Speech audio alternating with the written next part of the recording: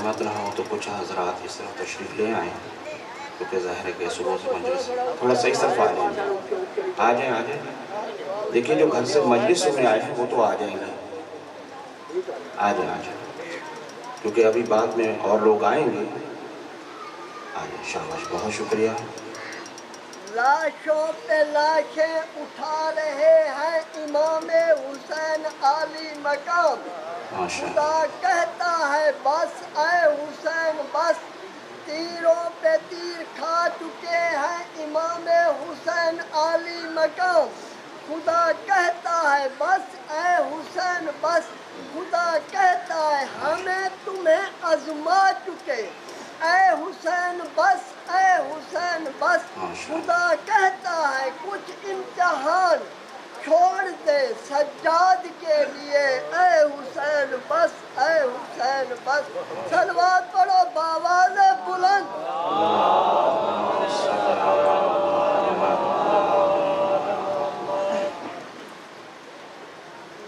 اعوذ باللہ من الشیطان الرجیم، بسم اللہ الرحمن الرحیم، الحمد للہ الذی ہدانا لہذا وما كنا لنهتدي لولا ان هدانا اللہ، لقد جاءت رسل ربنا بالحق، والصلاة والسلام على رسول ثقلين محمود رب المشرقين والمغربين، جد الحسن والحسن ابي القاسم محمد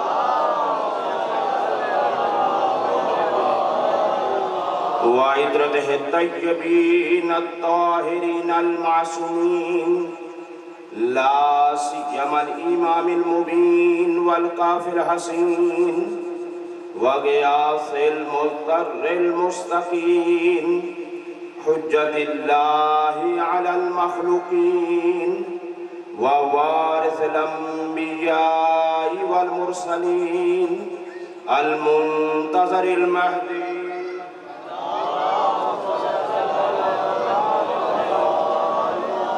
عجل الله تعالى له الفرج، ولعنة الله على أعدائهم ومخالفيهم ومنكري فضائلهم ومناقبهم أجمعين. أما بعد، فقد قال الله سبحانه وتعالى في كتابه المجيد: إن هذا القرآن يهدي للتي هي أقوم. صلوات محمد.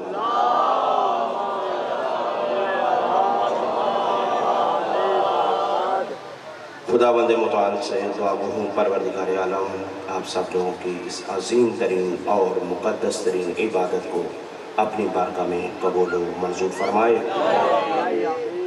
اور دور دراز سے اس گرمی کی شدت میں کافی دیر سے فرش عزا پر تشریف فرما ہے، شہزادی کونین آپ کی اس عزاداری کو اپنی بارگاہ میں قبول فرمائے۔ سامعین محترم، آپ کے سامنے بہت ہی اہم ترین آیت کی تلاوت کرنے کا شرف حاصل کیا ہے، اور اپنے اعتبار سے بہت ہی اہم گفتگو آپ کی خدمت میں پیش کرنا چاہتا ہوں۔ اعلان جیسے کہ آپ نے سماعت کیا ہے کہ دور دراز کا سفر بھی ہے، اور بہرحال آپ کے سرائیکی علاقے میں کچھ مجالس ہیں، راجن پور اور ڈی جی خان کے علاقے میں، وہاں سے پڑھ کر آیا اور ابھی واپس جا کر ہے۔ یہ آپ لوگوں کا خلوص ہے، اور انشاءاللہ امید یہ رکھتے ہیں کہ جو پیغام آپ تک پہنچانا چاہتا ہوں، تھکاوٹ کا احساس نہ ہوتے ہوئے آپ وہ پیغام کو وصول کیجیے گا، اور مجھے امید ہے کہ انشاءاللہ تعالیٰ اب تعلیمی معیار بہت بلند ہو چکا ہے، جب سے میڈیا کا دور آیا ہے۔ پہلے کہا جاتا تھا کہ جی شہروں کے لوگ پڑھے لکھے ہیں، اس کے علاوہ کم سمجھا جاتا تھا، لیکن اب الحمدللہ اور خصوصاً جو مجمع میرے سامنے ہے، ان میں سے حقیقت بیان یہ کر رہا ہوں، کوئی بھی جاہل نہیں ہے۔ توجہ ہے بس، کوئی بھی جاہل نہیں ہے۔ اس کی دلیل پوچھیں گے، اس کی دلیل یہ ہے کہ سب کے سب باب مدینۃ العلم کے ماننے والے ہیں۔ جب وہ مولا علی کے ماننے والے ہیں تو مولا کا چاہنے والا جاہل نہیں ہو سکتا۔ باقی اب مجھے امید ہے کہ انشاءاللہ تعالی آپ اپنے ذوق سماعت کو بلند کرتے چلے جائیں گے اور میں آپ کی خدمت میں کچھ آرائز پیش کرتا چلا جاؤں گا۔ باقی معرفت کے درجے ہوتے ہیں، علم کے درجے ہوتے ہیں، بس یہ مجھے بھی یقین ہے کہ اس مجمع میں کوئی بھی جاہل نہیں ہے۔ عزیزان گرامی، جس آیت کی تلاوت کا شرف حاصل کیا گیا، یہ سورہ بنی اسرائیل، سورہ اسراء اور سورہ سبحان، یہ اس سورہ کے مختلف نام ہیں۔ اس سورہ کا مقام یہ ہے، اگر گفتگو کرنے لگوں تو شاید اسی پر ہی میرا وقت ختم بھی ہو جائے، لیکن صرف اتنا کہنا چاہتا ہوں کہ یہ سورہ انتہائی اہم ترین سورہ ہے، اور اس کی عظمت یہ ہے کہ معصوم فرماتے ہیں جو بھی شب جمعہ کو اس کی تلاوت کرتا رہے گا، معصوم فرماتے ہیں وہ دنیا سے نہیں جائے گا قبل اس کے کہ وہ اپنے وقت کے امام کی زیارت کر لے۔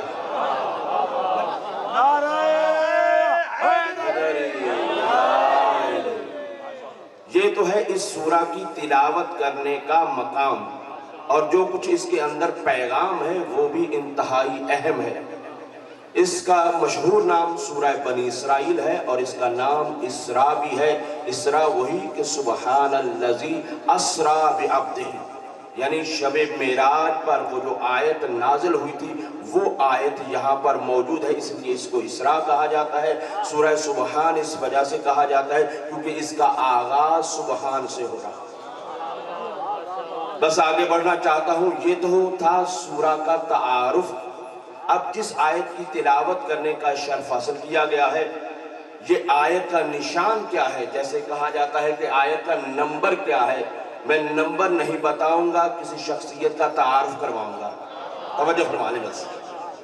تعارف یہ ہے کہ اس آیت کا نشان وہ ہے کہ جب بھی تمام ملت اسلامیہ نے لکھا ہے کہ جب بھی کوئی ذات ایسی تھی کہ جب وہ پیغمبر کی خدمت میں تشریف لاتی، پیغمبر اپنے مقام سے کھڑے ہو جاتے تھے۔ اللہ اکبر، یعنی جناب سیدہ فاطمہ الزہرا سلام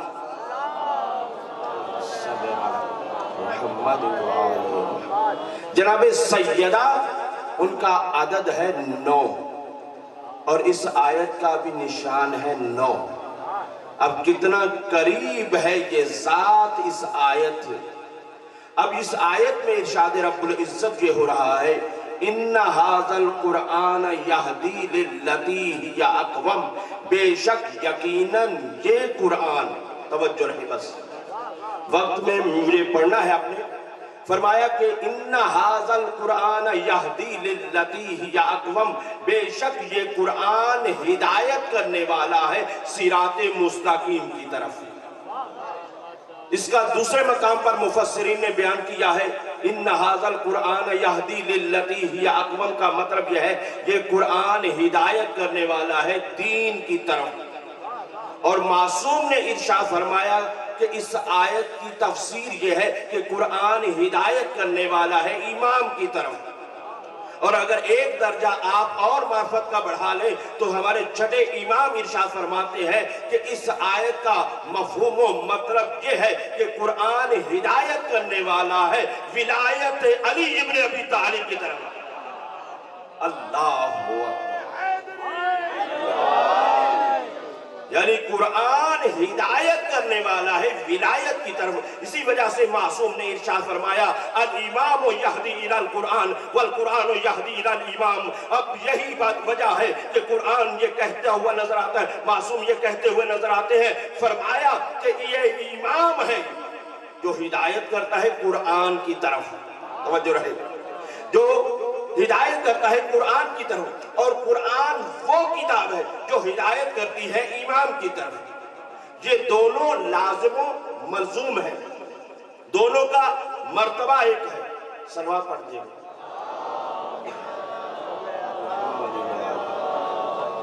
دونوں کا مقام اور منزلت ایک ہے، اور وہ یہ ہے کیونکہ دونوں کی حقیقت ایک ہے، کیونکہ دونوں ارادہ الہی ہے، دونوں نور الہی ہے، دونوں مشیت پروردگار ہیں۔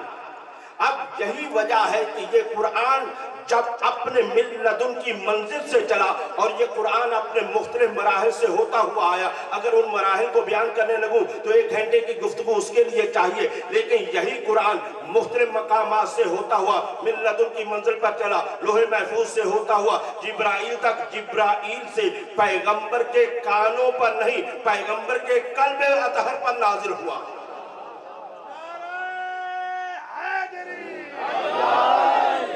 پیغمبر کے قلب پر نازل ہوا، اور قرآن نے آواز دی کہ ہم نے اس کو شب قدر میں نازل کیا۔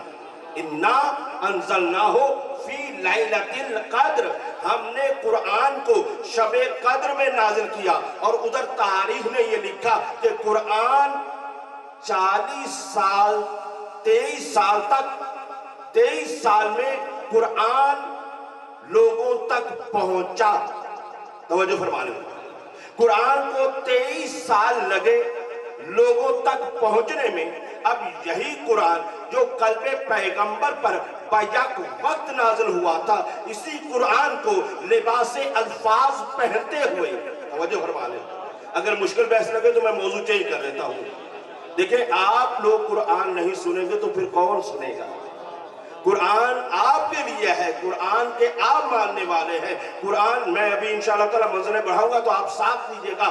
اب یہی ہے کہ قرآن اس حوالے سے ہے کہ یہی قرآن اور اس کی منزلت، اس کا مقام یہ ہے کہ جب یہی قرآن جب الفاظ میں بدلا تو الفاظ میں بدلتے ہوئے اس کو 23 سال لگ گئے۔ یہ قرآن اس طرف سے ایک ہی مرتبہ نازل ہوا ہے، لیکن لوگوں تک پہنچنے میں، اس کو لباس الفاظ پہننے میں 23 سال لگے۔ لیکن در حقیقت اب ان کی حقیقت ایک ہے، توجہ رہے، ان کی حقیقت ایک ہے، اور وہ حقیقت یہ ہے کہ جب دونوں ہی ارادہ پروردگار ہیں تو وہاں سے چلا تو یہ ایک نور تھا، یہ ایک حقیقت تھی، یہ ایک مشیت الہی تھا۔ جب ایک الفاظ میں ڈھلا، توجہ، جب ایک الفاظ میں ڈھلا تو قرآن کہلایا، اور دوسری حقیقت نور جب پیکر انسانیت میں ڈھلی تو اہل بیت کہلائی۔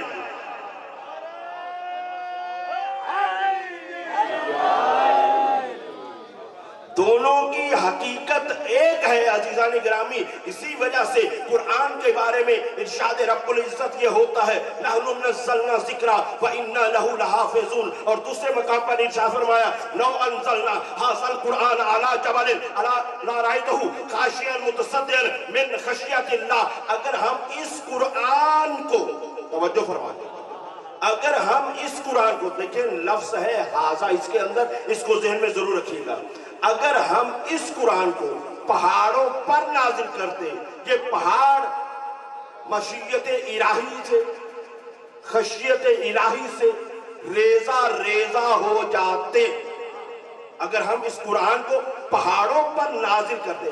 اچھا، آیتوں سے گھبرا تو نہیں رہے نا؟ یہ دونوں کی حقیقت ایک ہے، میں آپ کی خدمت میں عرض کر رہا ہوں۔ اگر ہم اس کو پہاڑوں پر نازل کرتے، پہاڑ خشیت الہی سے ریزہ ریزہ ہو جاتے۔ اب پوچھنا یہ چاہتا ہوں، یہی قرآن جو ہمارے گھروں میں رکھا ہوا ہے، 30 پاروں والا ہے، 6666 آیتیں ہیں، یہ 114 سورتیں ہیں، یہی تمام مسلمانوں کے گھروں میں قرآن ہے، لیکن جا کر اس کو آپ ریل میں رکھتے ہیں یا الماری میں رکھتے ہیں، کوئی لرزہ طاری ہوتا ہے؟ نہیں ہوتا۔ تو بھائی ادھر سے قرآن کا دعویٰ کیا ہے کہ اگر ہم اس قرآن کو پہاڑوں پر نازل کر دیتے تو پہاڑ کیا ہو جاتے؟ ریزہ ریزہ ہو جاتے۔ اچھا، ماشاءاللہ جس طرح کے چہرے مجھے نظر آ رہے ہیں، میں ذرا اس طرح کی مثال دینے کی کوشش کرتا ہوں۔ کہتے ہیں کہ किसी बंदे ने चोरी की और चोरी करने के बाद पंचायत इकट्ठी हुई। जब इकट्ठी हुई तो वहां फैसला यह हुआ कि इस चोर ने चोरी की है, लेकिन वो कह रहा था कि मैंने चोरी नहीं की। जब उसने कहा कि चोरी नहीं की, इधर से इसरार बढ़ रहा था कि आपने चोरी की, बिलाहर पंचायत ने ये फैसला किया कि तुम अगर कुरान उठा लो तो हम आपकी बात को मान जाएंगे। तवज्जो फरमाना, किसे कहा जा रहा है? चोर से कहा जा रहा है कि अगर तुम कुरान उठा लो। अब ये साहब क्या है, घबरा रहे हैं, न जाने कुरान कितना बड़ा होगा, क्योंकि जिंदगी में कुरान कभी देखा ही नहीं था, कुरान पढ़ा ही नहीं था। दलील दूं, अगर इसने कुरान पढ़ा होता तो चोरी क्यों करता? इसने कुरान पढ़ा ही नहीं था, इसे मालूम ही नहीं था कुरान की अजमत क्या है, कुरान होता क्या है। लेकिन एक मर्तबा इसने फैसला ये कर लिया कि चले कुरान ही उठा लेता हूं ताकि उस चोरी के इल्जाम से बच जाऊंगा। अब जब कुरान लाया गया और कुरान सामने रखा तो देख कर कहने लगा, ये है कुरान, अगर ये कुरान है तो मैं तो 100 उठाने के लिए तैयार हूं। अब उसके ज़हन में क्या आ रहा है कि यही अल्फाज है जो लफ्जों में लिपटा हुआ है, तो अब यही जो कुरान सामने रखा हुआ है, एक है यही कुरान। अब यही कुरान अब किसी जगह पर पहाड़ों पर रखे, मेज पर रखे, कोई लर्जा तारी नहीं होता, तो फिर वो कुरान क्या है? वो कुरान की हकीकत क्या है? वो हकीकत कुरान ये है कि मैंने अभी अभी आपकी खिदमत में अर्ज किया है, इन सब की हकीकत एक है। ये कुरान का दावा था कि लौ अंज़लना हाज़ल कुरान अला जबल लरायतहु खाशियन मुतसद्दियन मिन खशियतिल्लाह, अगर हम इसको पहाड़ों पर नाजिल करते, ये पहाड़ रेजा रेजा हो जाते। ये कुरान का दावा था। इसकी दलील कब मिली? तवज्जो है, इसकी दलील कब मिली? इसकी दलील वो है अजीजा ने गिरामी, जब 13 रजब को फातिमा बिनते असद खरामा जब बैतुल्लाह की तरफ चली। तवज्जो अजीजा ने गिरामी, घबरा रहे तो मैं मौजू चेंज कर दूंगा, लेकिन यहाँ पर यह है जब खाना काबा की तरफ जा रही थी, वहां जाने के बाद दर से नहीं गई, बल्कि हैदर की माँ थी, अपना दर बना के गई।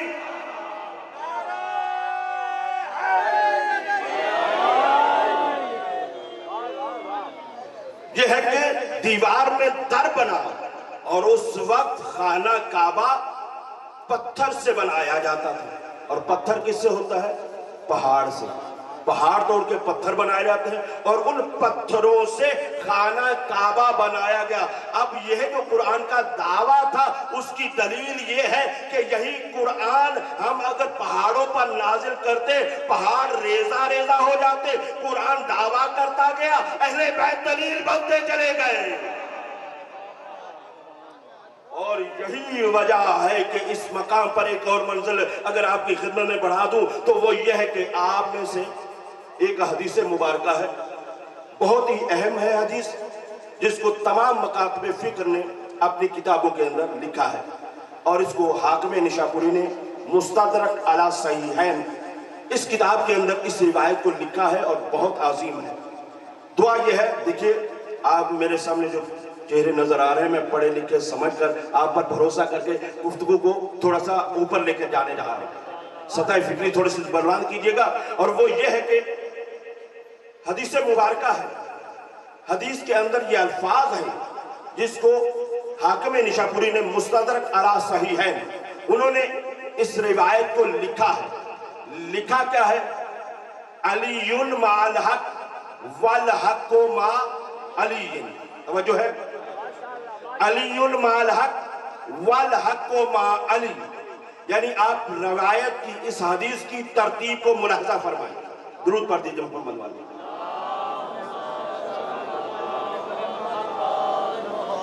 मौला सलामत रखे।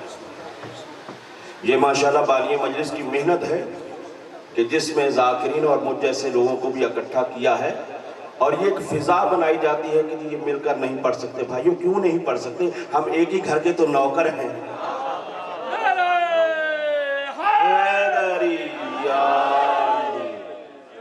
और माहौल बाज जगह पे बना दिया जाता है कि भाई अब मामे वाला आ जाए तो चले सिगरेट पीने चलते हैं। لیکن یہاں پہ الحمدللہ ایسا نہیں ہے، پڑھے لکھے لوگ موجود ہیں۔ عزیزان گرامی، جو میں آپ کے سامنے گفتگو کر رہا ہوں، بس اتنا ہی کہنا چاہتا ہوں کہ یہ باتیں آپ کو امامے والا ہی سنا سکتا ہے، اور اس کی وجہ بھی ایک بتا دوں کہ اگر آپ کسی اہل سے نہیں سنیں گے تو جو حال آپ ملک کا دیکھ رہے ہیں وہی ہونے والا ہے۔ اس وجہ سے ذمہ داری بنتی ہے کہ ذمہ دار لوگوں سے کچھ پیغام سنا جائے۔ تو بس آپ کی خدمت میں جزاک اللہ خیر، بہت جلدی سے مجھے سفر کو مکمل کر دینا ہے، اور وہ یہ ہے کہ علی مال قرآن والقرآن مع علی، علی قرآن کے ساتھ ہے اور قرآن علی کے ساتھ ہے۔ لفظوں پر غور کیجیے گا، پڑھے لکھے لوگ ہیں، میں نے آپ کا وقت ایک منٹ بھی ضائع نہیں کرنا ہے، بہت جلدی ایک اہم پیغام دے دینا ہے، اور انشاءاللہ تعالی یہاں پر علی علی کی گونج ہوگی، اور وہ یہ ہے کہ یہ لفظ اس زبان سے نکلا ہے جو فصاحت و بلاغت کی آخری بلندیوں تک پہنچا ہوا، جس کا ایک بھی لفظ ادھر ادھر نہیں ہوتا، جس کے لفظوں پر پہرا لگا ہوا ہے، وَمَا يَنْتِقُ عَنِ الْهَوَىٰ إِنْ هُوَ إِلَّا وَحْيٌ يُوحَىٰ۔ جبکہ آپ دیکھیں یہی روایت یوں بھی ہو سکتی تھی، القرآن مع علی وعلی مع القرآن، یعنی پہلے میں قرآن آ جاتا، بعد میں بھی قرآن آ جاتا، لیکن آپ روایت کو دیکھیے گا اور اس کی تصدیق کیجیے گا۔ لیکن کیا کیا؟ اول میں بھی دیکھیں علی مع القرآن والقرآن مع علی، یعنی آپ نے ملاحظہ فرمایا کہ شروع میں بھی علی کو رکھا، توجہ رہے، شروع میں بھی علی کو رکھا، قرآن کے آخر میں بھی علی کو رکھا، درمیان میں قرآن کو رکھا۔ تو اب اس سے سمجھ میں کیا آیا؟ اس میں سمجھ یہ آ گئی عزیزان گرامی کہ قرآن ہے محاط، علی ہے محیط۔ دیکھیں چلے اور مثال دے دیتا ہوں، آپ اس امام بارگاہ میں بیٹھے ہوئے ہیں نا، اور یہ امام بارگاہ انشاءاللہ تعالیٰ آپ کو لطف آئے گا آپ کی جملوں پر، اب یہ ہے کہ آپ امام بارگاہ میں ہیں، آپ ہیں محاط، آپ اندر بیٹھے ہیں، تشریف رکھے، یہ چار دیواری آپ کو محیط کیے ہوئے ہیں، یعنی آپ سب کچھ اس کے اندر ہیں، اور یہ دیواریں آپ کو محیط کیے ہوئے ہیں۔ اب یہاں پر بھی یہ ہے، علی علیہ السلام کی ذات اول میں بھی ہے، آخر میں بھی ہے، توجہ چاہتا ہوں، اول میں بھی علی، آخر میں بھی علی، درمیان میں قرآن ہے۔ اب جو بھی قرآن کا دعویٰ ہوگا، جو بھی کہا جائے گا قرآن کے بارے میں، وہ یہی ہے، قرآن کا ایک دعویٰ یہ ہے، وَلَا رَقْبِ وَلَا يَبْسِنِ إِلَّا فِي كِتَابٌ مُبِينٍ، کوئی خشک و تر ایسی شے ہے ہی نہیں جو قرآن میں موجود نہ ہو، اور قرآن موجود ہے علی میں۔ اللہ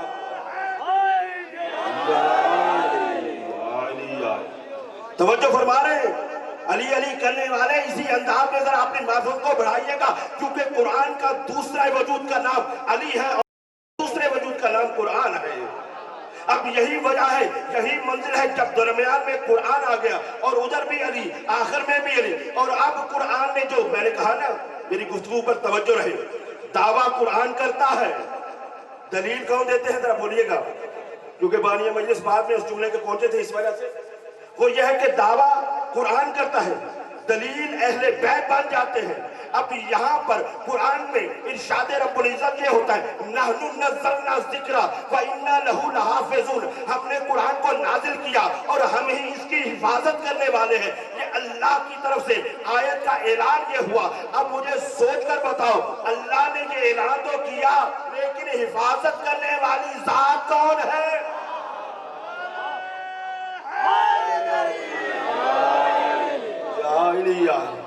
اب اس کی حفاظت کرنے، اول میں بھی علی ہے، آخر میں بھی علی ہے۔ اب دنیا یہ کہتی ہے کہ علی علیہ السلام اس دنیا سے جا چکے، تو اب مجھے بتاؤ، اگر تمہاری نظر میں جا چکے ہیں تو پھر ماننا پڑے گا یا علی موجود ہے یا کوئی علی جیسا اب بھی موجود ہے۔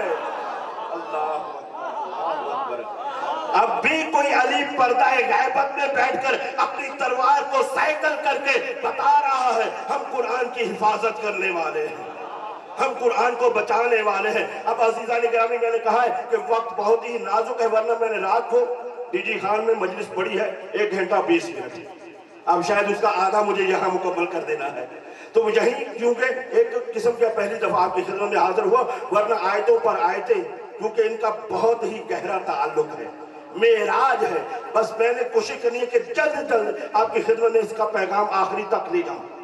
دوسری منزل کیا ہے؟ قرآن کے حوالے میں قرآن کے بارے میں اللہ تعالیٰ ارشاد فرماتا ہے ننزل من القرآن، بس یہ شاید آخری مرحلہ ہوگا، ننزل من القرآن ما ہوا شفاء و رحمت للمؤمنین، ہم نے قرآن کو نازل کیا، علی والو ذرا توجہ سے سماعت کیجئے گا، ہم نے قرآن کو نازل کیا اور یہ قرآن ما ہوا قرآن شفاء، یہ قرآن شفا ہے، توجہ چاہتا ہوں، یہ قرآن شفا ہے وَرَحْمَةٌ لِّلْمُؤْمِنِينَ، اور رحمت ہے مومنین کے لیے۔ میں نے کہا کہ اگر مجھے ایک وقت یہاں پہ آپ لیں گے نا تو پھر شاید میں لمبا بھی کر جاؤں مجلس کو، لیکن میں یہ چاہتا ہوں کہ آپ کا کوئی بھی ایک لمحہ بھی ضائع نہ کرو۔ فرمایا ما ہوا شفاء، یہ شفا ہے، پھر سن لیں، قرآن شفا ہے، قرآن کہہ رہا ہے قرآن شفا ہے، قرآن میں لکھا ہوا ہے قرآن شفا ہے۔ عزیزو آپ نے شاید غور ہی نہیں کیا، قرآن میں یہ کہا گیا قرآن شفا ہے، یعنی قرآن شفا ہے، دوا نہیں ہے۔ اللہ اکبر، بزرگان توجہ فرما لیں، یہ قرآن شفا ہے، دوا نہیں ہے۔ دوا میں اور شفا میں بہت فرق ہوتا ہے۔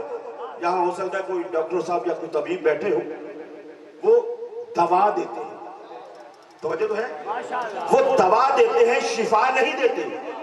قرآن کے اندر یہ بھی آیت موجود ہے اذا مرضت فہو یشفی، جب بھی میں مریض ہوتا ہوں وہی مجھے شفا دیتا ہے، وہ ذات مجھے شفا دیتی ہے۔ اب یہی ہے کہ یہاں پر یہ کہا جا رہا ہے کہ یہ قرآن شفا ہے۔ اے عزیزان گرامی، جبکہ ہمارے ہاں چلے دوسرے اعتبار سے آپ دیکھ لیجئے، عام طور پر یہ قرآن کیا ہے؟ قرآن کا دعویٰ کیا ہے؟ یہ شفا ہے، اور قرآن جب شفا ہے، اور آپ میرے خیال میں اس چیز کو تو بہتر جانتے ہیں، سفید ریش والے بیٹھے ہوئے وہ جانتے ہیں ہمارے ہاں قرآن کب پڑھا جاتا ہے؟ جب مریض مشکل میں ہوتا ہے، آداب منبر بھی ہے، جب مریض مشکل میں ہوتا ہے تو کہا جاتا ہے سورہ یاسین پڑھو تاکہ اس کی مشکل آسان ہو جائے۔ یعنی ہم نے قرآن کو کہاں لا کے کھڑا کر دیا؟ ہم نے قرآن کو لا کر یہاں کھڑا کر دیا کہ جب کوئی مریض ہوتا ہے اس کو مارنے کے لیے قرآن پڑھا جاتا ہے، اور قرآن کا دعویٰ یہ ہے کہ میں شفا ہوں، یعنی قرآن شفا ہے۔ تو اب عزیزو، اب ہمارے ہاں جو سلسلہ چل پڑا ہے وہ یہ ہے کہ زندہ کو مردہ کرنے کے لیے ہے، جبکہ قرآن آیا ہے مردہ کو زندہ کرنے کے لیے، شفا بن کر آیا ہے۔ اب یہاں پر یہی تھا، یہاں قرآن کا یہ دعویٰ تھا کہ شفا ہے، قرآن شفا ہے۔ اب اس کی دلیل کہاں ہے؟ دلیل توجہ، ہر آدمی، بس میں نے کہا ہے آخری باتیں ہیں، پردے میں بیٹھی ہوئی میری مائیں بہنیں، قرآن کی ترویت کو ضرور لیجئے گا۔ اگر آپ علی والے قرآن نہیں پڑھیں گے تو کون پڑھے گا؟ علی والے ہی تو قرآن پڑھتے ہیں عزیزو۔ اب اسی طرح سے یہی ہے کہ قرآن شفا ہے، یہ قرآن نے دعویٰ کر دیا۔ اب اس دعوے کی دلیل کہاں ہے؟ اب اس دعوے کی دلیل آپ کو کہاں ملے گی؟ کیونکہ ان کی حقیقت ایک ہے، یہ بات ذہنوں میں اگر محفوظ ہے تو آپ پہچانیے گا۔ جب قرآن نے یہ دعویٰ کیا ما ہوا شفاء ورحمت للمؤمنین، ہمارا یہ قرآن شفا ہے اور مومنین کے لیے رحمت ہے، قرآن نے یہ دعویٰ کیا، علی نے ٹھوکر مار کے مردہ کو زندہ کر دیا۔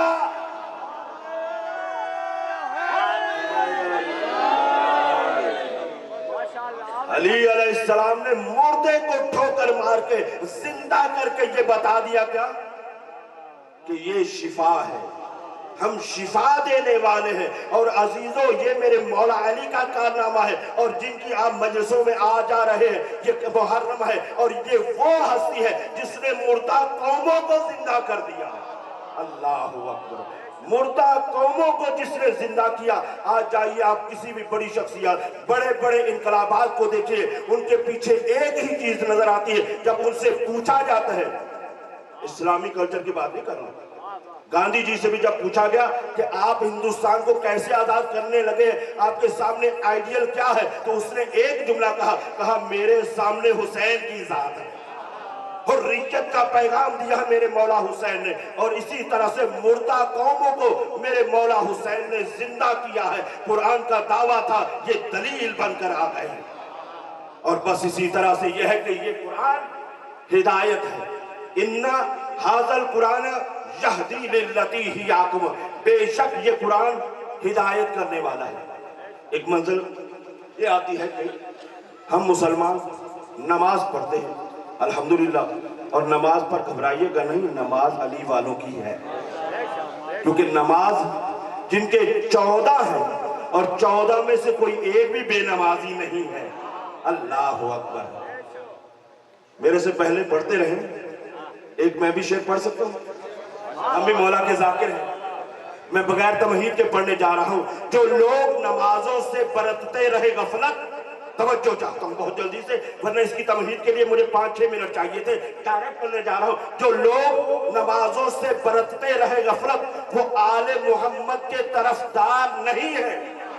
جو لوگ نمازیوں توجہ کیجئے گا، جو لوگ نمازوں سے برتتے رہے غفلت، وہ آل محمد کے طرفدار نہیں ہیں۔ اور جن ہاتھوں میں نظر آتے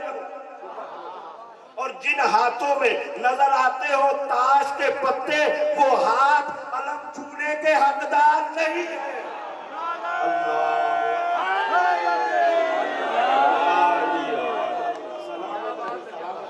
نمازیوں یہ ہے جو لوگ نمازوں سے جزاک اللہ، نعرہ بھی پھر مقرر ہوگا۔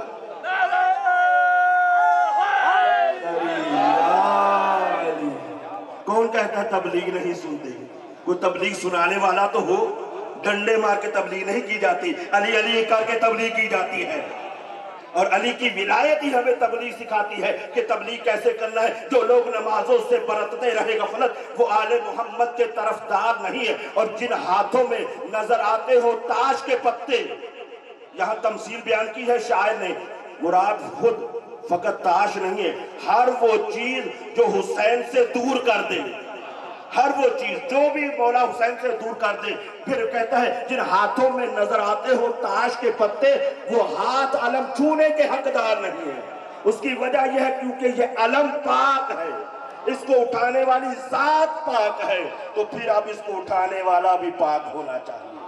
تو بس عزیزان گرامی، میں نے جلدی سے کہا ہے کہ قرآن یہ ہدایت کرنے والا ہے، اور ہر مسلمان نماز جب پڑھتا ہے کیا کہتا ہے؟ اہدنا الصراط شاباش، ماشاءاللہ، یہی حق ہے علی والوں کا، علی والوں کا یہی حق ہے کہ آپ نے آدھا مکمل کر دیا۔ ہر مسلمان یہی پڑھتا ہے، اہدنا الصراط المستقیم، اے پروردگار مجھے صراط مستقیم کی ہدایت فرما۔ کسی بھی مکتبہ فکر میں ہے، دعا کیا کرتا ہے؟ مجھے صراط مستقیم کی ہدایت فرما۔ جب یہ دعا کر رہا ہے، کیا یہ دعا قبول بھی ہوتی ہے یا نہیں؟ یقیناً ہوتی ہے نا بھائیو۔ اگر نمازی کی دعا قبول نہیں ہوگی تو کس کی ہوگی؟ اور نماز میں دعا قبول نہیں ہوگی تو پھر کہاں ہوگی؟ اور عزیزان گرامی، اب یہی ہے، ہر مسلمان جب دعا یہ کر رہا ہے تو یہ دعا قبول بھی ہوتی ہے یا نہیں؟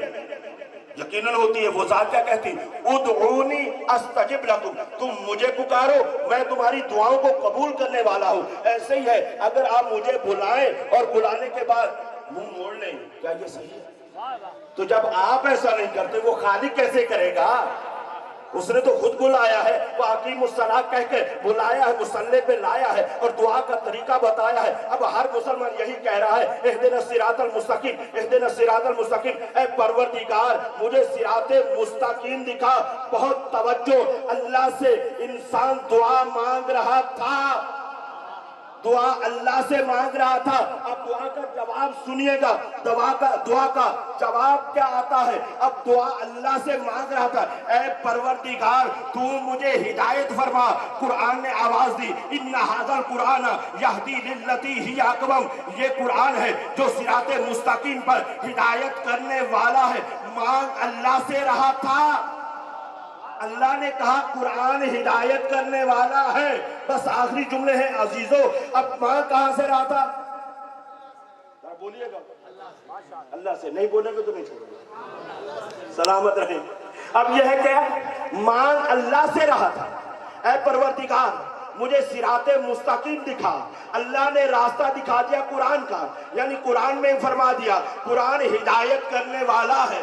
اے پروردگار تو ان اللہ علی کل شیء قدیر ہے، تو ہر شے پر قدرت رکھنے والا ہے، ڈائریکٹ ہدایت کیوں نہیں کرتا؟ اللہ اکبر، اللہ اکبر۔ سب توجہ کریں گے، میں نے آخری پیغام میں نے کہا ہے کہ مجھے چھوڑ دینا ہے۔ اب یہ ہے کہ ڈائریکٹ ہدایت کیوں نہیں کرتا؟ جبکہ وہ تو ذات ان اللہ علی کل شیء قدیر ہے.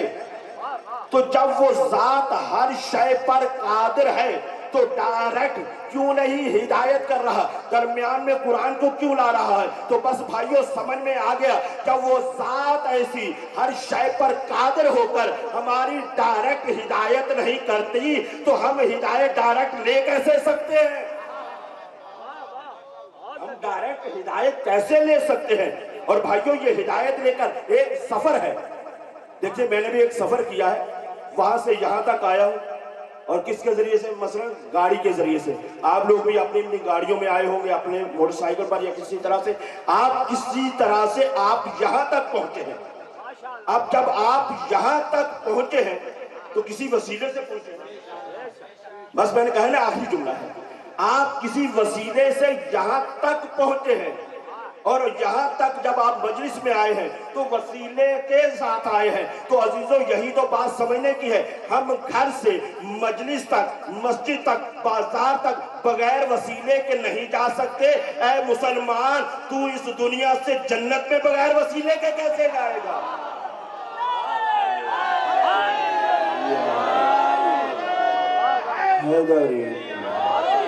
یہ قرآن وسیلہ ہے، یہ اہل بیت وسیلہ ہے.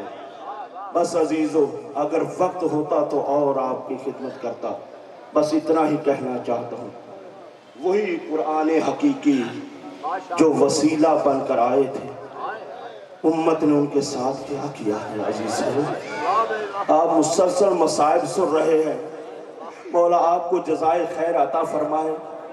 میں کچھ چیزیں سوچ رہا ہوں کہ ان میں سے آپ کے سامنے کون سی مصیبت کو بیان کروں. بس اجرکم علی اللہ کہتے ہوئے اتنا جملہ پیش کرنا چاہتا ہوں. اے عزیزو جب 11 محرم آئی، 11 محرم کو شہدائے کربلا کے سروں کو کاٹا گیا. اجرکم علی اللہ. میں نے کہا میں نے کوئی لمبی تمہید نہیں باندھنی ہے، لمبا مصائب نہیں پڑھنا، ایک ہی جملہ کہنا ہے. عزیزو جب سروں کو کاٹ کر لے کے چلے ہیں کوفہ میں، اور کوفہ سروں کو کاٹ کر لے کر چلے، جب ابن زیاد کے دربار میں پہنچے ہیں نا، وہاں کھڑے ہو کر کہتے ہیں ہم کو انعام زیادہ دیا جائے. اجرکم علی اللہ.